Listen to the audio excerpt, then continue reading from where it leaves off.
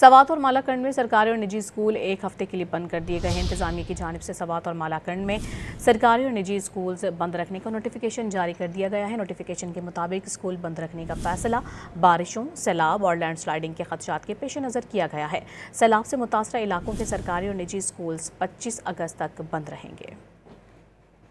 सवात और मालाकंड में सरकारी और निजी स्कूल एक हफ्ते के लिए बंद कर दिए गए हैं। इंतजामिया की जानिब से सवात और मालाकंड में सरकारी और निजी स्कूल बंद रखने का नोटिफिकेशन जारी कर दिया गया है। नोटिफिकेशन के मुताबिक स्कूल बंद रखने का फैसला बारिशों, सैलाब और लैंडस्लाइडिंग के खदशात के पेश नज़र किया गया है।